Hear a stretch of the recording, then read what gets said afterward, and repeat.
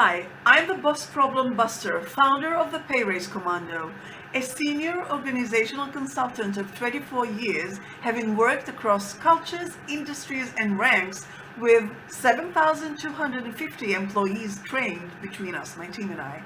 I'm also a social psychologist with a master's and a bachelor's degrees, both with honors.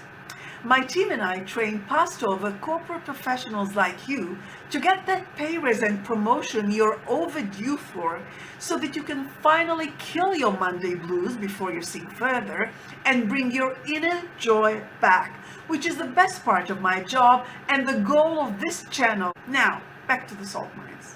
We have 8, no less, to-dos right after being passed over for a promotion or a pay raise or both. The number one do, you already know, we did a deep dive into it in part 1, and that is understand your boss's psychology and how it can work to your advantage. Now, let's take this understanding of your boss's psychology, this psychological sophistication that you now possess, and convert it to a political sophistication. Whenever I say political, I refer only to office politics, nothing else.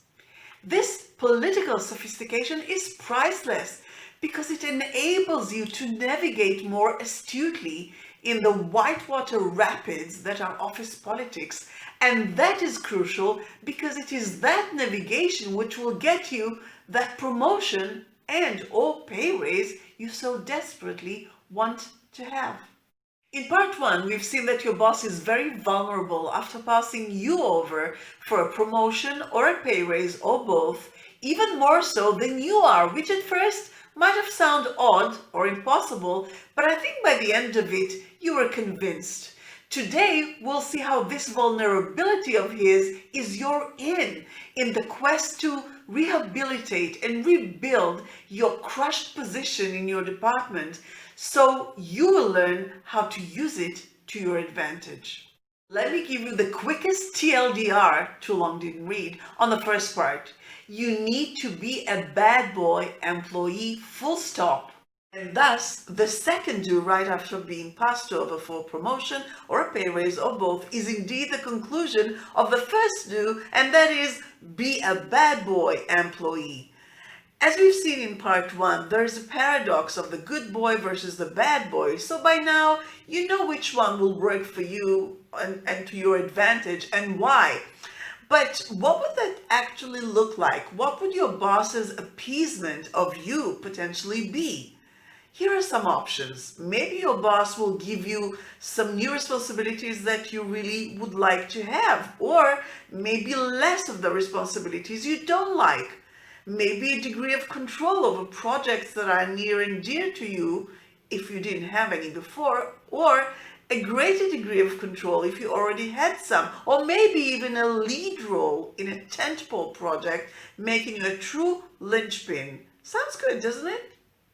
Moreover, if you succeed in those new projects and responsibilities, it would be a proof of concept of your managerial and even leadership skills, which is bound to help you in the next round of a race to the coveted promotion. So think of it as a consolation prize. It's not the first prize you wanted, but it's better than nothing, especially if it is within the general direction of where you want to go. So being a bad boy employee will potentially get you everything you wanted in a much easier and straightforward way that you could have ever expected. Plus, it could be a real boost to you at this time after being passed over, both psychologically and practically. Now, it's worth noting, and as a realist, I would be remiss not to mention it, no one can say for sure what your boss may or may not do for sure.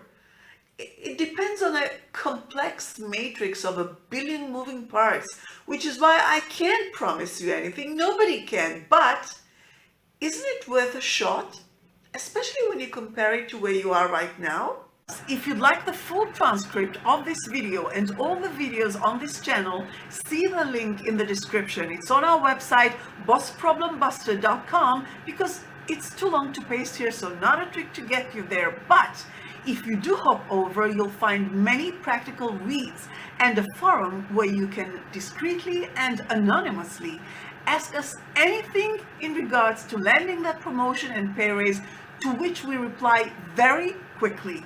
Each video drops inconvenient truth bombs on you right, left, and center, all very direct, pragmatic, and very much non-PC. No fluff, no bullshit.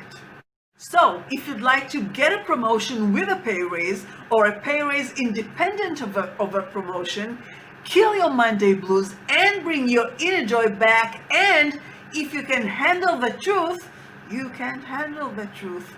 I'm channeling Jack Nicholson. Then subscribe, give this video a thumbs up, and hit the notification bell so that we can meet again.